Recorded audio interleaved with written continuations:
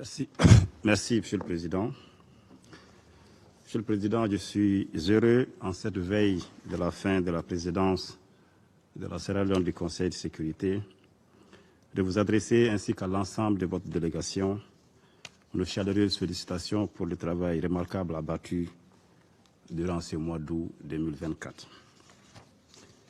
Le Mali a demandé à participer à cette réunion essentiellement pour partager ses vives préoccupations face aux implications et aux conséquences de la fourniture des armes à l'Ukraine sur nos pays, sur nos populations, loin de la ligne de front entre la Russie et l'Ukraine. Comme vous le savez, depuis l'éclatement de la crise entre la Russie et l'Ukraine, le gouvernement du Mali a adopté une position de neutralité. Cependant, nous sommes de plus en plus préoccupés de voir que cette crise se transporte progressivement vers des régions loin du front, comme nous avons pu le constater le mois de juillet dernier au Mali, donc au Sahel, en Afrique. En effet, le porte-parole de l'agence ukrainienne de renseignement militaire et l'ambassadeur de l'Ukraine au Sénégal ont avoué publiquement et de manière assumée l'implication de leur pays dans l'attaque lâche, traître et barbare les 24, 25 et 26 juillet 2024 de groupes terroristes ayant causé la mort d'éléments des forces de défense et de sécurité du Mali à Tizawaten, au Mali, ainsi que des dégâts matériels importants. Pire, ces hauts responsables ukrainiens ont publiquement annoncé d'autres résultats à venir. Cela nous préoccupe. Le gouvernement du Mali réitère sa condamnation ferme de ce soutien assumé de l'Ukraine aux formations terroristes au Mali, au Sahel et en Afrique. Il a décidé de rompre les relations diplomatiques entre le Mali et l'Ukraine, et le Mali appelle le Conseil de sécurité à prendre ses responsabilités face à ce choix délibéré de l'Ukraine afin de prévenir ces actions subversives qui menacent la stabilité au Sahel, voire sur le continent africain.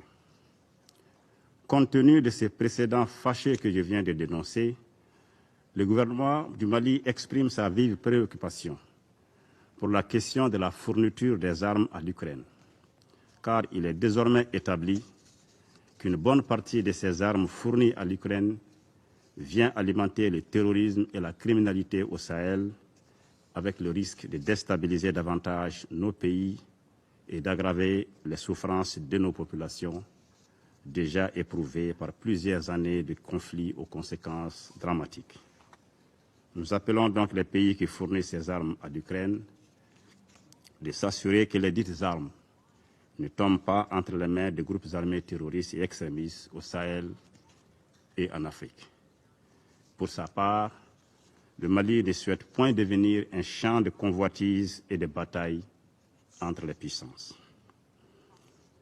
Monsieur le Président, je voudrais saisir cette occasion pour répondre à l'ambassadeur d'Algérie qui, lors de la table ronde sur les 75 ans de la Convention de Genève sur le droit de la guerre, tenue le 26 août 2024 en Suisse, a cru bon de déclarer avoir, je cite, « appris qu'un drone a effectué une frappe dans le nord du Mali, tuant une vingtaine de civils. » Et de poursuivre, je cite, « ce qui appuie sur la manette de ce drone n'ont de compte à rendre à personne sur ces frappes. » Fin de citation.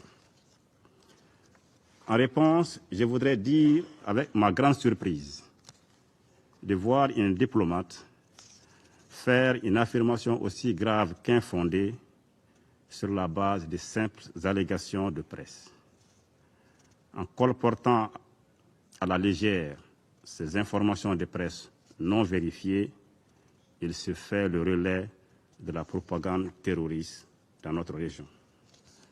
Pour ma part, Je rappelle à mon collègue algérien que les forces de défense et de sécurité du Mali sont des forces professionnelles qui mènent une lutte implacable contre les groupes terroristes dans le respect strict des droits de l'homme et du droit international humanitaire pour libérer notre territoire et pour protéger nos populations et les biens. De quoi s'agit-il en réalité? Le 25 août 2024, les forces de défense et de sécurité du Mali ont mené une reconnaissance offensive qui a repéré des véhicules de type pick-up chargés de matériel de guerre, soigneusement gardés dans une concession dans la localité de Tinzaouaten, au nord-est de Kidal. Après une surveillance minutieuse, les forces de défense et de sécurité du Mali ont effectué une série de frappes qui a permis de détruire les cibles terroristes et de neutraliser une vingtaine d'hommes armés.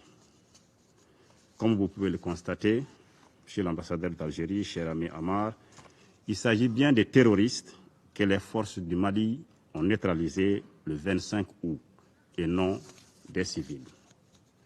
Je l'invite donc à adopter une attitude constructive et plus respectueuse du Mali et de son peuple, conformément du reste aux relations séculaires de bon voisinage, de fraternité, d'amitié et de coopération qui ont toujours existé entre le Mali et l'Algérie. Je vous remercie, Monsieur le Président. I thank the representative of Mali.